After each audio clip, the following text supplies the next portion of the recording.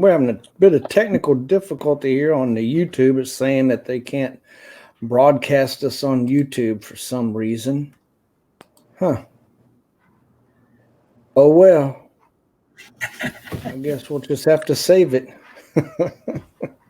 All right. Let's get this puppy going for true. We'll be FaceTime or something or talking on the phone. I'll grab that kid and just keep rubbing that ring in his face. Work ethic's obviously very important as well. When it's all said and done, I want 5 quarterbacks. Recruiting, most important part of the game. Do you want me to call you Mike or Magic? Because, there's the whole Magic. Yeah, I don't want to go there. All right, everybody, welcome to another episode of This, That, and the Other. As you can see by the screen, we've got 3 folks in the house today. tywebb004, jhunterz, and Jeff. And looking at their records, give you a quick background intro on some of them.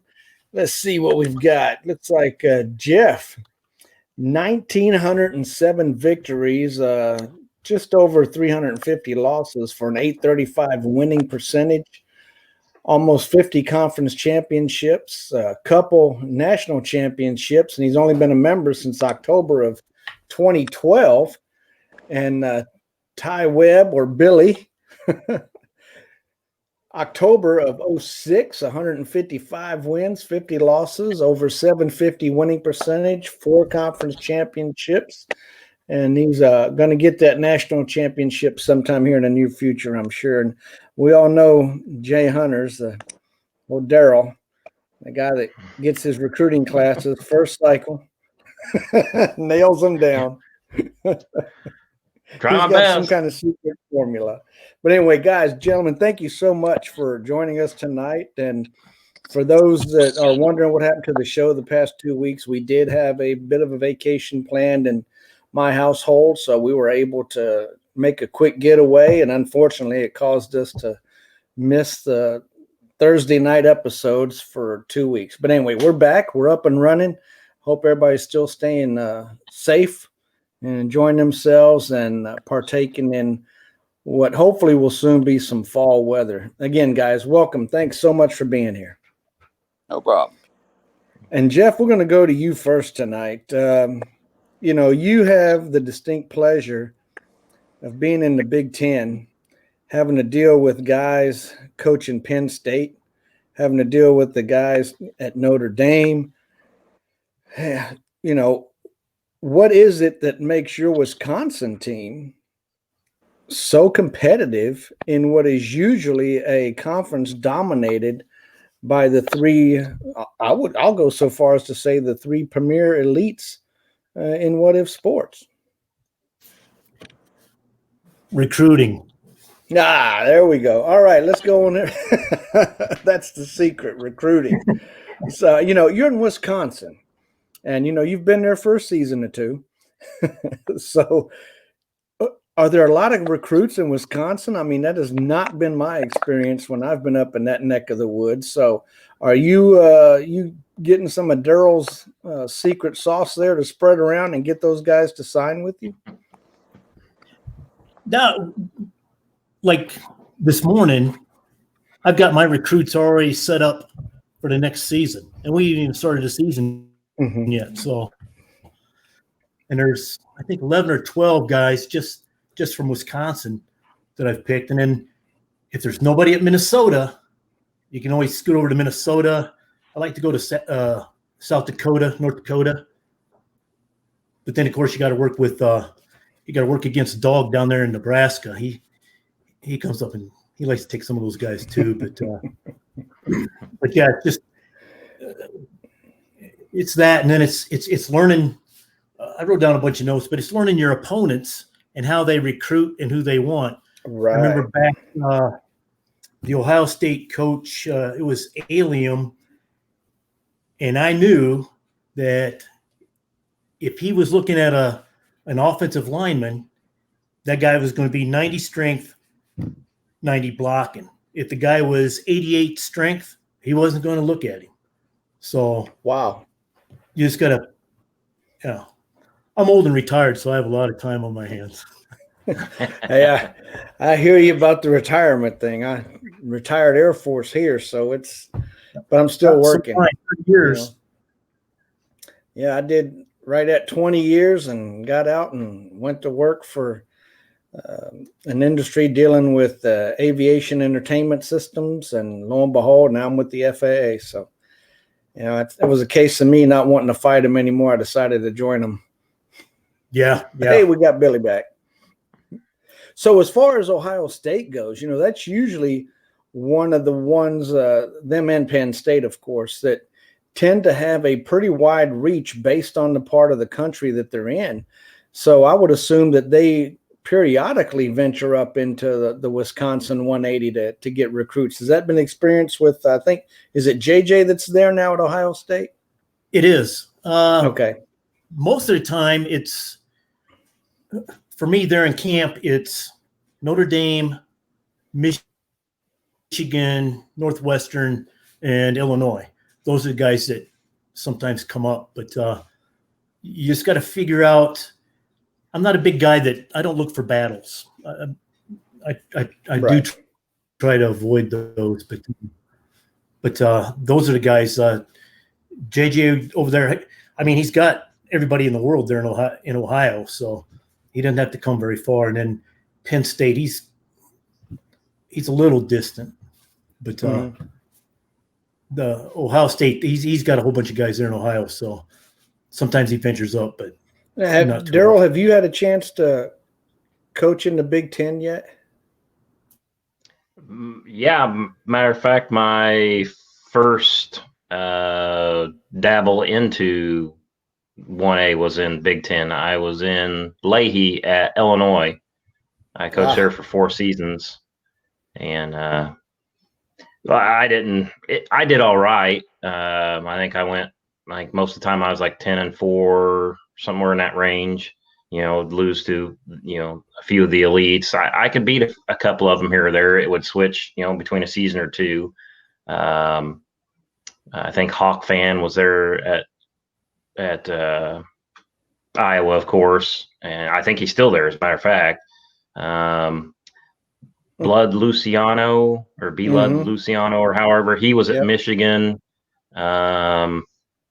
I can't remember some of the others. Those are the two that I remember that were there for quite some time that we went against. I played 4 seasons there, won all 4 of my bowls, and then I was like, I don't really care for 1A. So I went back down and never ventured back up for quite some time. And then I've dabbled a little bit here and there. Most recently it was Arizona State there in Wilkinson. Took them over, and then took me about 6 seasons. I think it was my 6th season. I got to play for the national championship and got crammed by Ebel 331, and that was his. He had Purdue, and he just steamrolled me because he had So after that, I was like, I played a couple more seasons after that, and then I got out of there too. I don't know. Part of me likes it and part of me doesn't, but I just soon have a chance, because it's one of those things where you have to have the perfect setup as far as strength of schedule, and everything just has to work out right. Unless you're, even if you're an elite, elites, so I just soon have my chance at playoffs myself. But the thing I would give you for, I'm sorry, is go ahead. See, I can't recruit at 1AA. And I've seen you recruiting at 1AA, and I don't know how you guys do it. I mean, you sit there and it's tough. I think it's the hardest. You got to be patient. I'm about to sign this guy, and then the Jimbo comes down and he signs one guy that he hasn't signed a guy in 12 seasons, and that's the guy you want. It's like, damn. And then you got to start looking all over again. Now, my hat's off to you recruiting in 1AA. Now, we know why jhunterz name is what it is on screen. And Jeff, yours is, thinking I get it right. Let me cheat and look. jwzewilliams. So is there a mystery behind the screen name or the icon ID that you use, rather? Of course, My name's Jeff Williams. There you go. W, my wife, Wendy. The Z is my son, Zach, who he went up back to school. So now I'm in my recruiting room. And then the E is my God. So I'm lucky. W, the Z and E come from. Oh man, I'm lucky to have a recruiting computer. You've got a recruiting room. And apologies to tywebb. I saw you pop in and thought I'd added you to the stream, but apparently I didn't. So we've got you back. You did. My girlfriend had a mini crisis. Don't they all? Don't, Yeah. don't they? So we know what Jeff's screen name means. What about you? Well, if anyone is of old movie Caddyshack fame, Tywebb is Chevy Chase's character in all right. in Caddyshack. So it's Caddyshack is one of my favorite movies, and Tywebb's a little bit of a, kind of an arrogant character, and people say I'm arrogant, so so I just embraced it. And 004 is like, James Bond 007, so I just, 4 is my favorite. So Tywebb 004. Ain't nothing wrong with being arrogant. You got to be in what if sports from time to time. Well, we're looking at your record and see that based on, you've been around for 14 years, going on 14 years in the football part of what if sports. And you've played just over 200 games total. Well, I got on to do baseball. The majority, if you look at my record, the majority of stuff that I've done is a sim baseball. Right. So you're new to what is sports, Gridiron Dynasty. I am a neophyte in this Gridiron Dynasty world. Obviously, I got, I'm one of the preseason guys. Try it out. I was still working, but, I'm from New Orleans, so I'm used to kind of going out and doing stuff. And now we can't do anything. So, all right, fine. I've got extra time on my hands. I'll try it. So you are not from New Orleans. What? You cannot be from New Orleans saying you're from New Orleans. Isn't it? You're from Norlands? Nolans. Nolans. There you go. Nolans. You're from Nolans. Naturally Nolans. Yeah, if you take away my Washington Redskins, I'm sorry, the football team Washington in the background there, it's covering up a fleur de lis. My wife's a huge Saints fan, and so we've been down to a game or two from Arkansas. We go down on occasion, so love that part of the nation. Yeah, both. She's got a who dat on the wall. But is she a new dat? No, she's been she's been a fan since she was knee high to a grasshopper. And matter of fact, her fantasy football name in our dynasty league that's going on its 7th year, I think. Her fantasy football name is Breeze, and then Bayou, Bayou. So Breeze Bayou, and she won last year. I think she's won out of the last 7 years. She's probably won 2 or 3 championships. So I go to her for advice. In my house on Saturday and Sunday, I'm not allowed to talk unless it's about football. Good. Don't you guys wish you had that problem? Yeah. I mean, that was marriage proposal in the making right there. Once I heard that, I was like, yeah, where's the nearest church? Let's get her done. Well, we're going to go to the boards. And I know there were quite a few board comments regarding some issues that people were having with the site being messed up for a while and not being able to get. I know somebody was having trouble signing in. I was having trouble getting a hold of customer support for a while. But we're going to go to some of the things that hopefully we can resolve or at least address. And I'm going to toss this one out to you, Daryl. This question, Tilt War asks, if a quarterback is needed when you're running the wishbone. And, that's a good question. Well, I'm not sure I'm the best person to answer that because I don't run wishbone. But if I was doing it, I would probably just look if I was planning on using him as an extra runner, I would of course look for more of a running type quarterback. But if I was just going to have him handing off, then you get whoever you get. But I have actually never ran the wishbone ever. So Jeff, what about you? Have you go ahead? Have you had some experience with the wishbone? We don't want to hear from Daryl. He's never done it. I've never done it, but I know there's been a post by his name was Harris, and I think he recruited all offensive linemen and all running backs to do it. Now, if it was me, I would still recruit a quarterback just to hand it off, just because who knows? Because Wiz is kind of weird sometimes, and I think you get an out of position penalty or something like that. If a running back has to play quarterback or something. And actually, I think it makes somebody else rather than a running back do it first. I think it picks like a wide receiver or something like that. Receiver. Yeah. Billy, have you had a chance to do any experiments in that vein with the wishbone? Using a quarterback or not? You have my mic muted? Yeah, we were getting some feedback. So I just muted it temporarily to see if that was. I mean, I've just, I have 5 teams, and I just moved my last one up to AA and Wilkinson. I'm part of the All Human Conference, so I kind of got recruited to do that. But no, I've never done the wishbone thing. I did wishbone, and I'm kind of changing a lot of my teams into the wishbone now for the coming future. And one of the things that I noticed in the wishbone is the disparity when it comes to recruiting.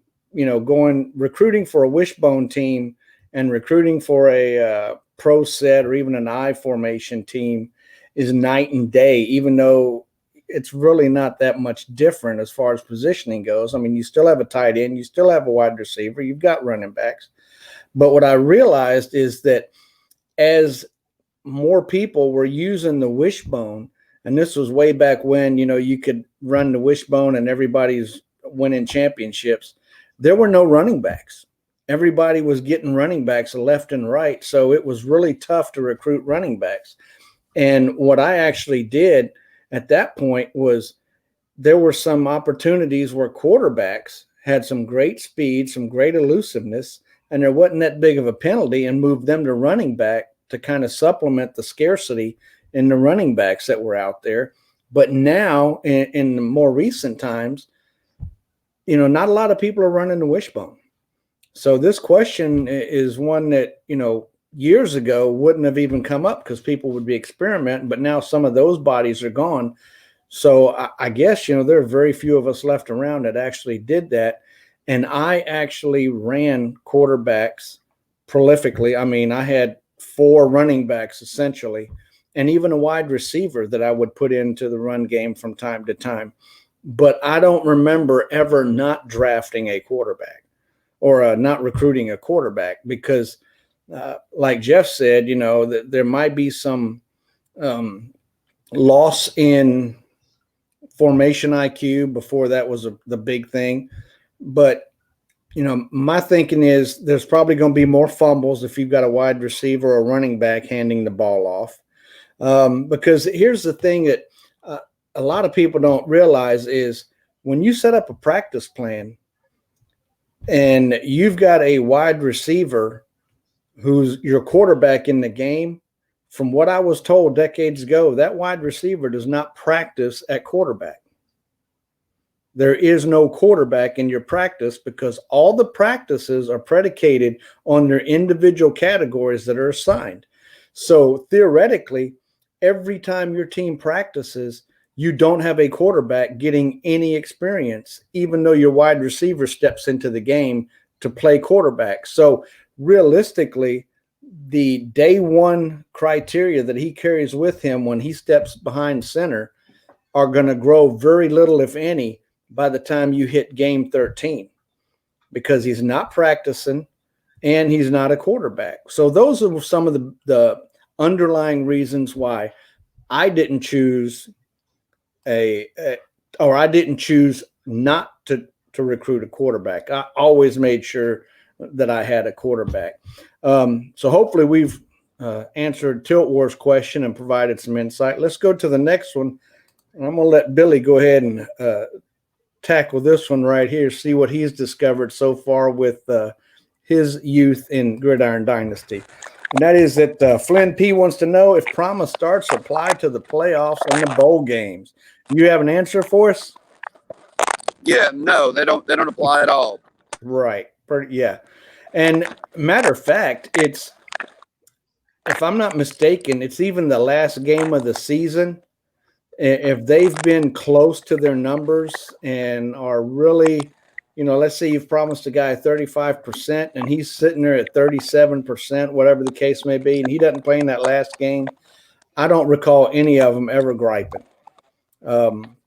Now, one thing that I don't know, and I've never had this issue, but conference title games, does it apply to that? I know it doesn't apply to any playoff games. No, from my experience, it's always been the regular season.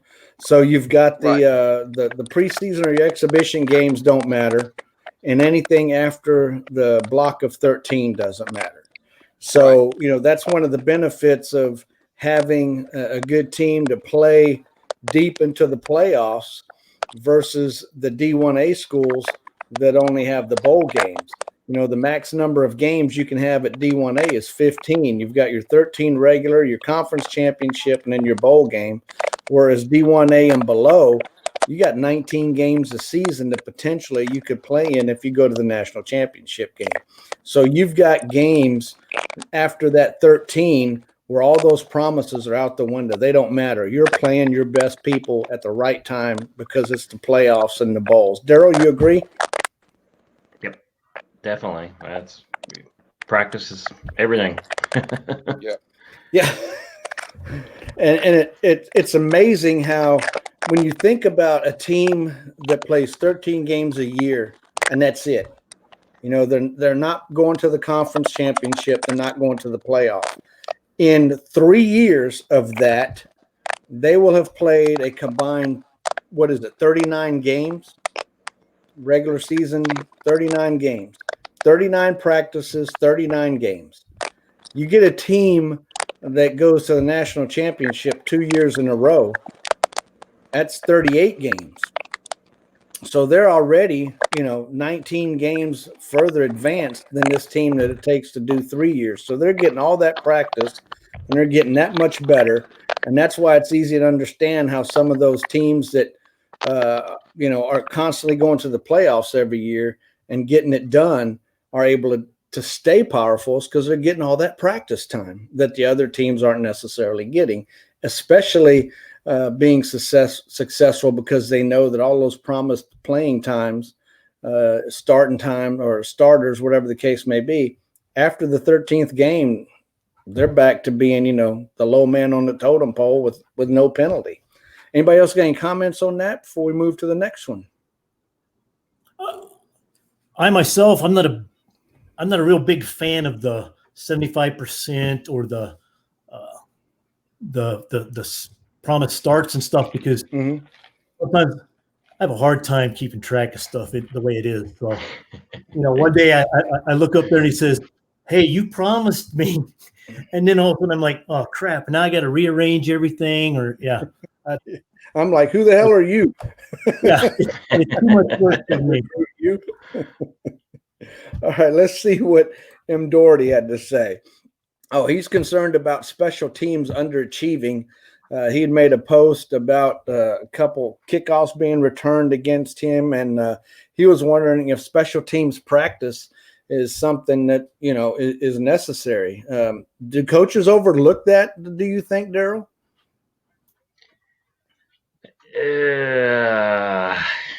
Boy, I don't have anything to prove yes or no, but I've got teams where I've done it, where I've practiced it like 6 or 7, and I've bumped it up and practiced it at like 15 or 20. I think it's just, to me, it's more of a roll of the dice. I mean, I don't know how much the other person that I'm coaching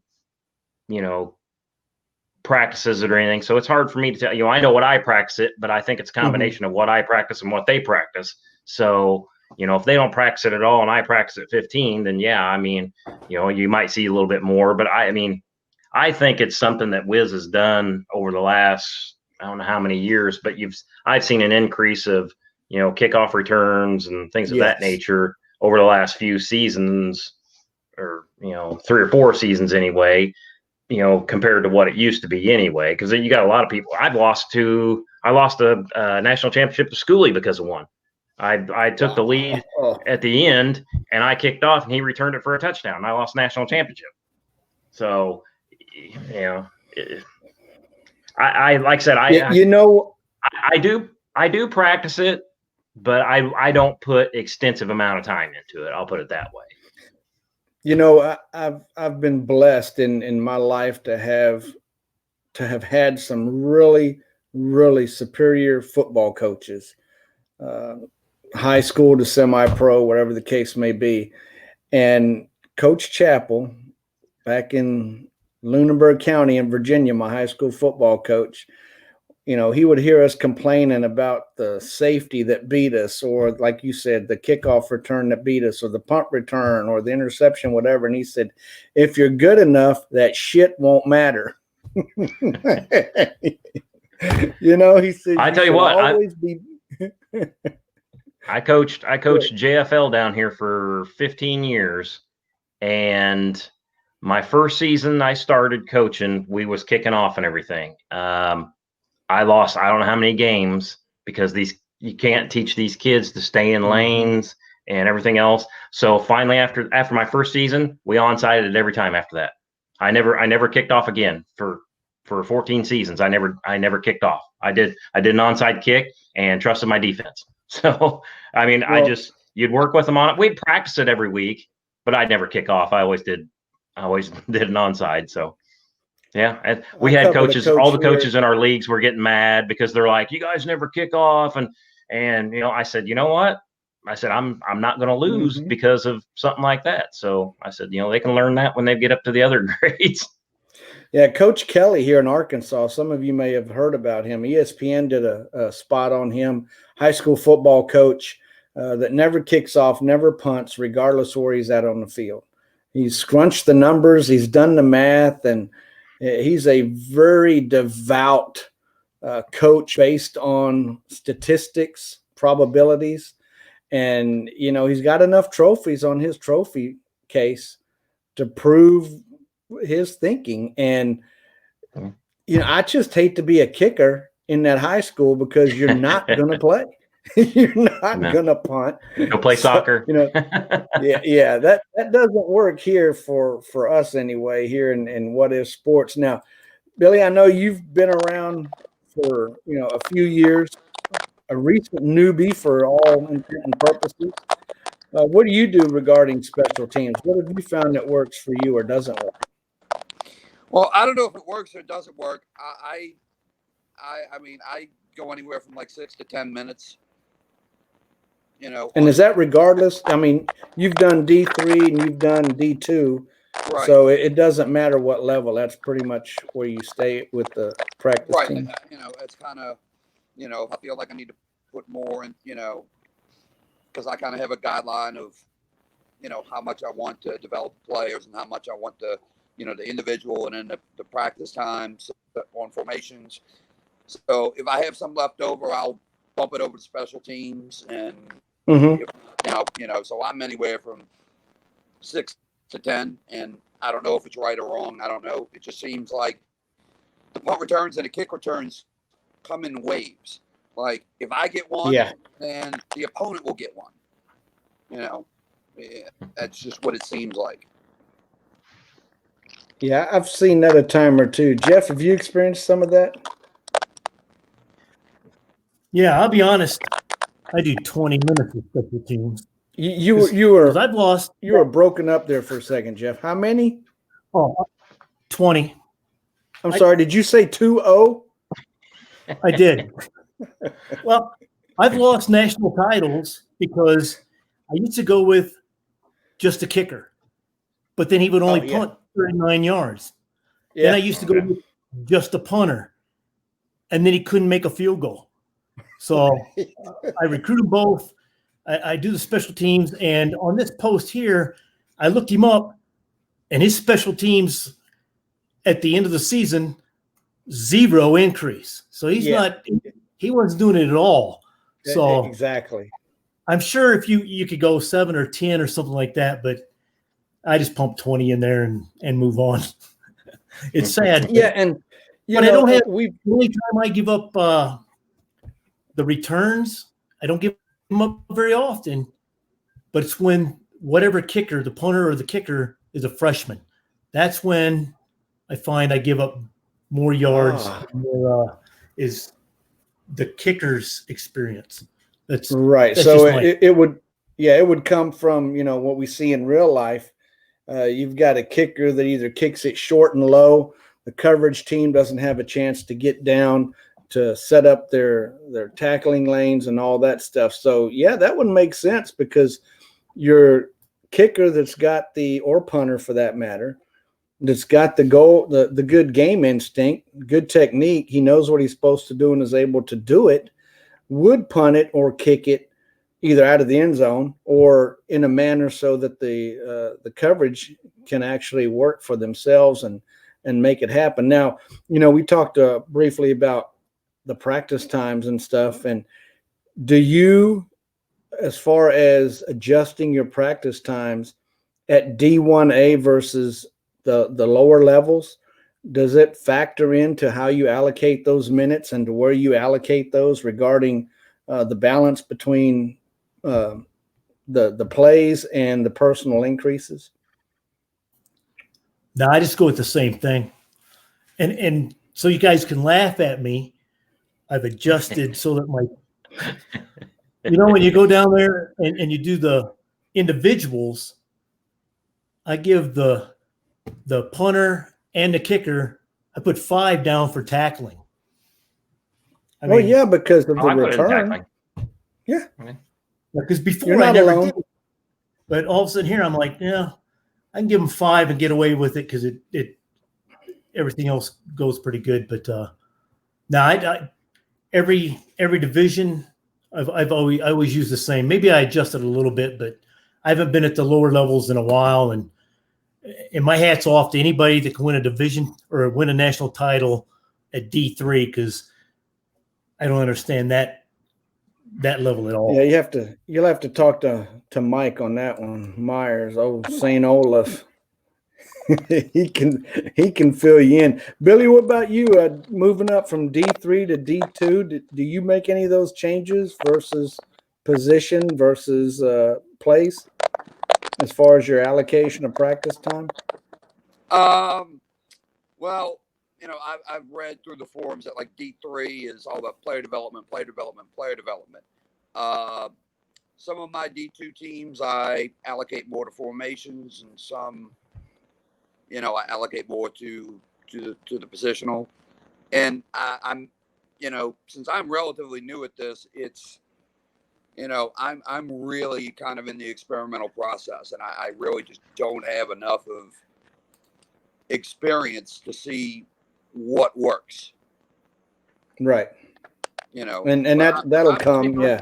Toying with it, and nobody's going to give up their deep dark secrets, and I understand that. But so I'm, I kind of have a basis of what I try and do, and I'll tinker with it and see whether this works this season and what worked for me. But I'm probably going to stick at D2 for a while. Maybe one of my teams I'll go up to. I'm probably not going to go up to D1A, which is going to take a while for me anyway, because I'm probably never going to get LSU. Go Tigers! Run football. Leave Coach O. Coach O's. I love Coach O. Go Tigers! And I might try to get to D1AA, just either McNeese or Southeastern or Nichols, which are the Louisiana schools.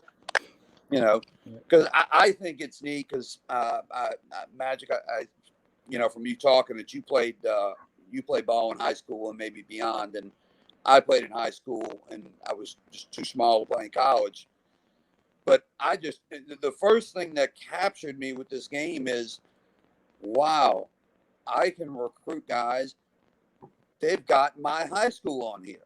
Yes. And all my rival high schools. I just thought that was the neatest. Yeah. That was the neatest thing. Yeah. And especially my high school, a lot of these states have like 5A, 4. I took Millsaps because it's, New Orleans is in the close. 360. And I was like, oh my God. The private schools and the public schools, because I went to private school. But that was the thing that kind of hooked me. And to me, the realism. To me, I honestly, as a new person, and if any of you new people, to me, the recruiting is, to me, the most fun. Yes, it is without question the most fun. It's almost like the season is kind of like a downer. I mean, I'm exaggerating. It almost is, because it's like, it's like, I hear you. Probably have done that. It's like Christmas. Exactly. That's what I've said numerous times is, we get to have Christmas several times every month when, within a couple of days. One is when you get that, it's the most wonderful time of the year notice, and you can actually see who the undecideds are and what recruits are choosing or leaning toward what schools.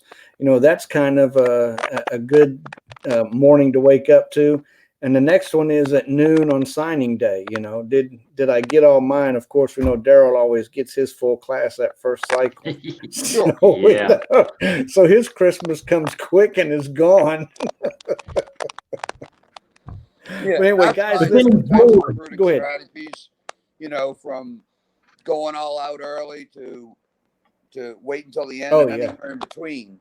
And sometimes it works and sometimes it doesn't. But there's more than one way to skin a cat, and I see guys that are successful that wait till the end, and guys that do it early. I mean, I don't have the vision that some of these people have, just because I haven't, been around and they've established their teams where they have the vision, and I don't. But hopefully I'll get there. I think I messaged you about, I took over Valdosta State team. Yeah. That you had a few previous seasons, and I said, sorry about that. I'm going to go on and say that's, and it was common sense. Keep Florida. Yes. Fight everybody up, discourage people, and it actually did work. So, that's the thing about Valdosta. If you can set up that wall. By the ins and outs, just as a refresher, I'm probably more of a baseball nut. And I've been doing the sim baseball since I think 2007.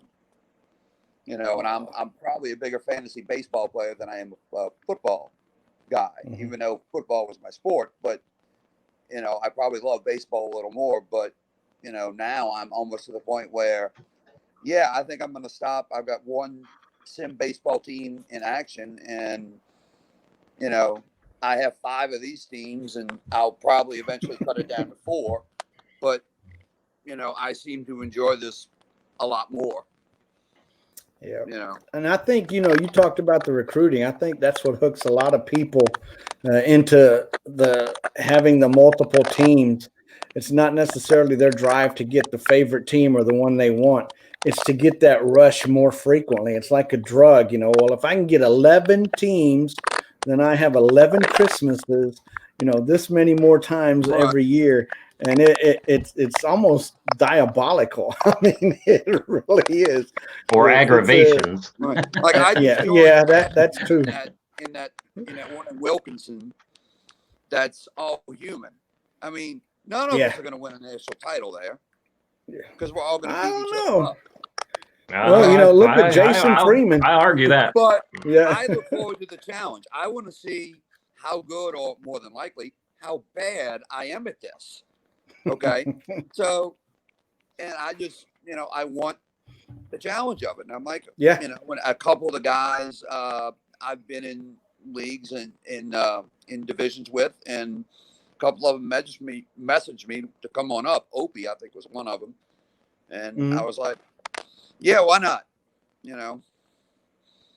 But yeah, it's a challenge.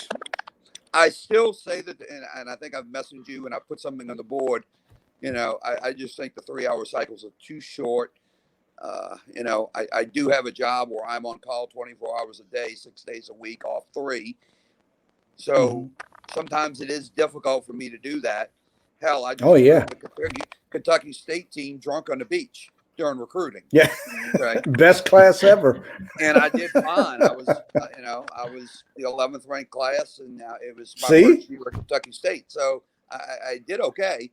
So, but I just, it seems like even the guys that wait, like the recruiting is probably 2 days too long.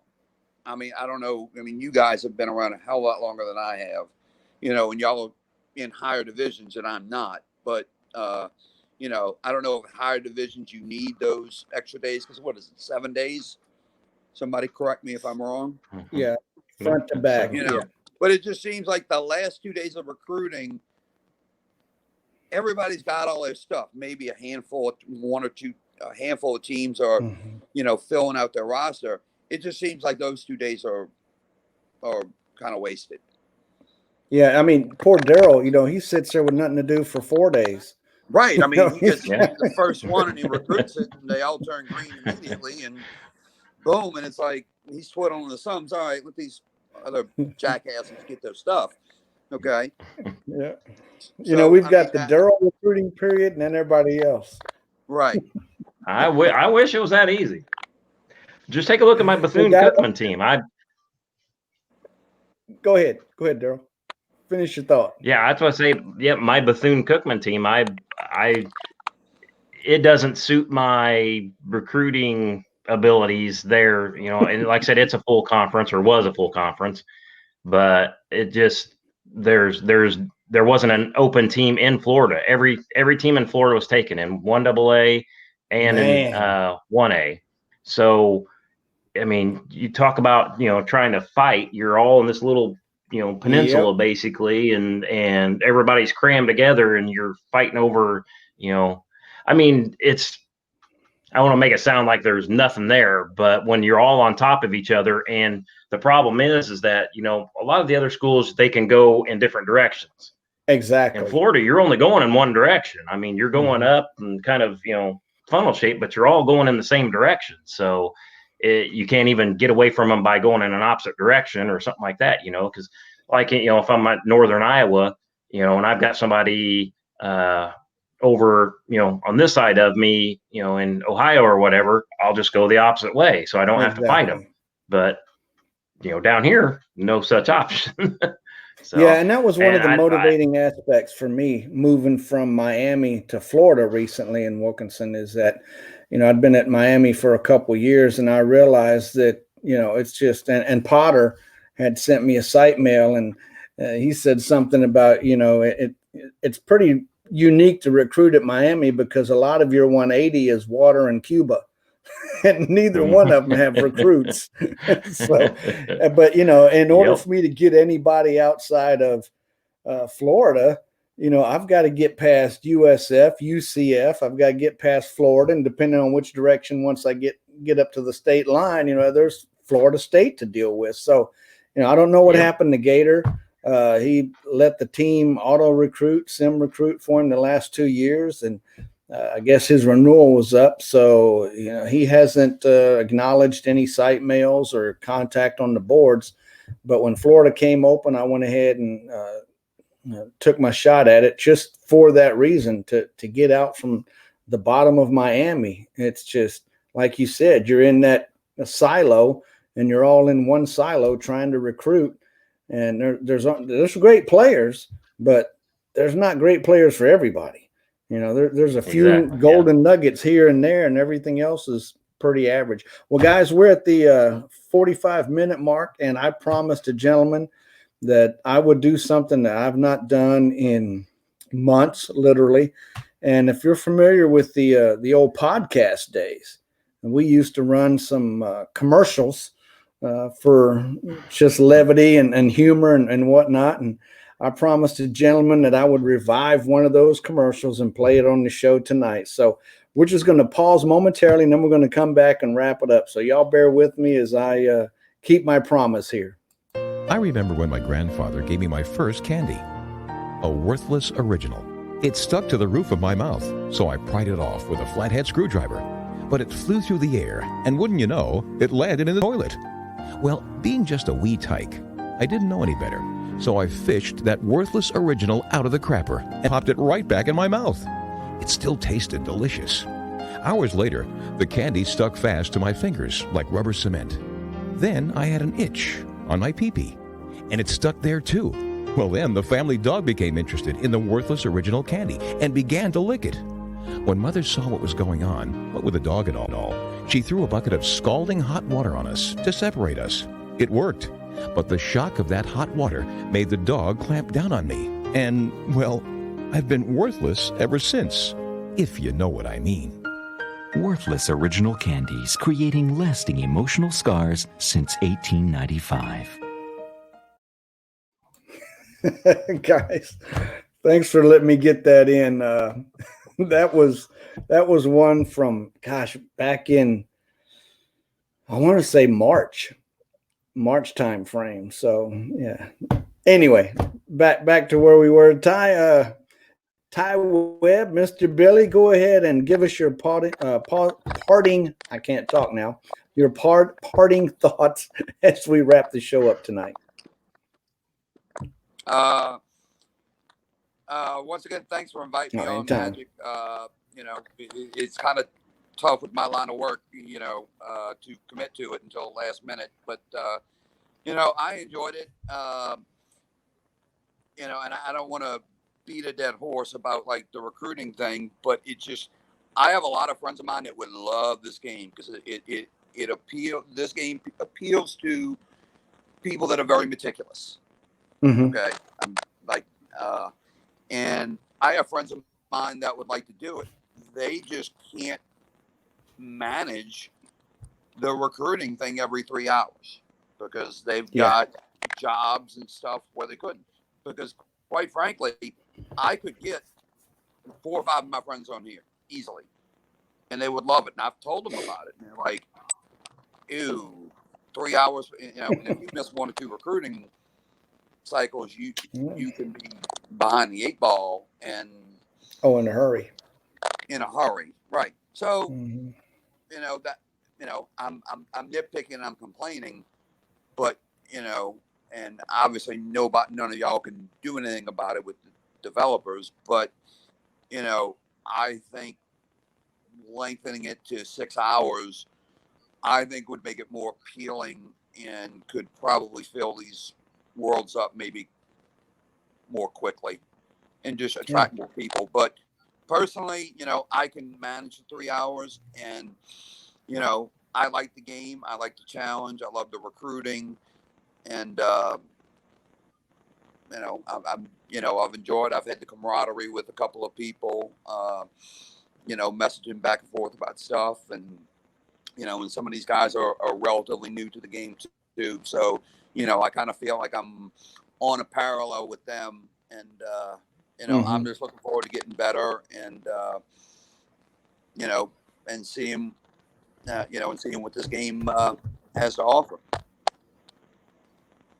Well, I know that Scott or Sebel has mentioned a time or so about a major revamp, and I know that he's open to that suggestion. The logistics of it, that's why he gets paid the big bucks. Sure. But yeah, you've got a lot of people in the same line of thinking, and I personally don't see that it would hurt to do that. There's nothing but good things that can come from it. So you're not alone in that. Jeff, go ahead. Recruiting is wasted, and if we put, in 6 hours, it would make those days a little more relevant. Okay, you can keep it 7 days long, or however long it is. And, yeah, you know, and I just think it would be easier, you know, because game management, you can do that during the day. I mean, it doesn't take much to fiddle with right. that, but just the recruiting is the big thing. And, you know, that's my only quote complaint about it, you know, because, you know, I think the goal is to try and get more butts in the seat, so to speak. Well, there's one thing that I use that essentially is a 6-hour recruiting window every day. And I know a couple people have bought into it and they're doing it and it works well for them too. And that is that you log on right before the cycle ends and right before it starts again. So for instance, if you've got a 3 p.m. cycle, you log on at like 2:50 and or 2:55, and you've already made your recruiting moves beforehand. So now when the cycle rolls over, you see the results of those and you make your upcoming cycles moves, and you're off of there by like 20 after, or whatever the case may be. And then you wait 6 hours. That one recruiting cycle has gone. So now when you log back on about 6 hours later, you know, you're seeing the results of that recruiting cycle that you did earlier in the day, and you've got a time to make some adjustments and then set your plan. What you are saying is exactly how I manage it. Mm-hmm. Yeah, and that works for some. Others, you know, they can't do that because of other real world constraints, and I totally understand. But we'll see how this evolves, because I know for one thing, a lot of stuff. Yeah, I hate it when jobs get in the way of fun and games. What kind of crap? Jeff, go ahead to you. Your parting thoughts, buddy. Well, hey, thanks for having me on and invite me back. I was really excited to come on here. I just want to mention a couple of names who got me where I'm at. Hook'em Horn 7, that guy, he's given me a whole lot of information. And Frank Hallman, he was at Ohio State and then he left. And that's how I won a national title, because I couldn't beat him for anything. But he told me that recruiting wins your championships. Mm-hmm. You know, you could be the best guy in the world, but it's the recruiting that wins it. And once he left Ohio State, that allowed me to win that national title at Wisconsin. So I was excited about that. But yeah, I try to help guys out. I look on the blog. One thing I will say is, if somebody's watching it, always look at the forums, because I was down to Miami by 7 at halftime. I looked at and being at Wisconsin, it's like, okay, I'm playing elite. I'm Wisconsin. I got nothing to lose, so I'm just looking at there, and they talked about some kind of defense. I'm like, okay, I'll try that. And then I beat him by 4 points in the second half. So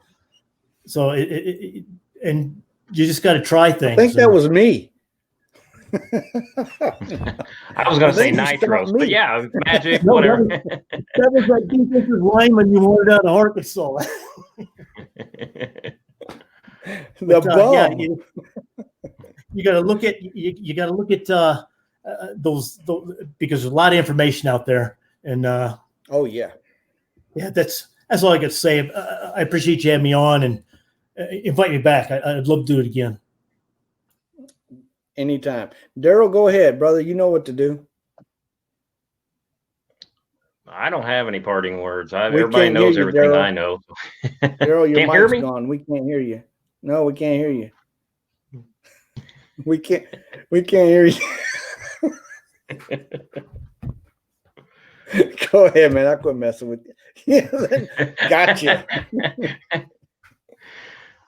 No, I pretty much like Jeff said. I mean, if you got any questions, like Billy, if you're a new guy in there, and it sounds like you're already getting a hold of some coaches that know what they're doing. Yeah, just most people, like I said, they're not going to give you the keys to the car or anything, but they'll tell you how to get in and what gear to put it in and stuff like that. But everybody will help each other out to an extent. And I don't know if there is any deep dark secrets when it comes to this game. I mean, if they're there, I don't know them, but it's like I said, it's more it's more camaraderie and stuff for me. I mean, I've got a group chat with a bunch of coaches and stuff, and we just sit there and give each other crap all day long. Is all we do. I mean, we'll congratulate each other and chug some beers if somebody wins a national championship or something or other. But it's just all in fun, and as long as it's taking your mind off of everything else that's going wrong, and filling your time with something to do, then there you go. Now, national championships are just the ice cream on the top. Now, you remember the deep, dark secrets that Jason Freeman gave out to everybody. And I think it was like episode 2 or 3 where there was 5 or 6 of us and we had it all going on. And Jason was divulging his world secrets and we had a technical it wasn't difficulty. Recording or something. Yeah. It wasn't recording. Oh, see, I thought everybody got to hear those. Well, sorry, guys. No. We'll have to have him back on. What episode was that? He said, that's it. That's the only shot. That's the only time I'm going to divulge. And lo and behold, we lost it. He disappeared, and then he came back. We had to bring it back because that was prior to StreamYard when we were using Zoom, I believe, and it timed out on us. And by the time I got everything back, he was done. So we missed it. That was his secrets to winning national championships, and I blew it. Because I think the key is you pick that really good coach and you reverse engineer what he's doing. Oh, that's so much easier said than done. In Ohio State or at Penn State, and I study his stuff all the time. Yeah, that's a lot of guys out there that have a lot to offer, and they don't even know they're offering it. But again, gentlemen, thank you so much for being on. I really appreciate you guys coming on and giving up your time, especially when work tends to crunch into it. And you guys have mentioned on more than one occasion that you hope to be invited back. You've got an open invitation. You don't need to be invited back to come on the show. We've got a platform that hosts about 50 people, and I'd love to see it with that many one day. So again, I encourage everybody on Thursday before 9 o'clock, look in that first post of the TTATO post on the forums, and that very first one, I highlight the broadcast link and update it a couple hours before the show. So on Thursday nights, if you'll go there and click on it, you'll be brought into the show just like you were tonight. You don't need a special invitation. Come back. I'd love to have you guys on. And again, thanks so much, everybody. I've enjoyed it. And hopefully somebody out there will have learned something. So that's the whole purpose of the show. I'm your host, Magic. Join us next time for another episode of This, That, and the Other.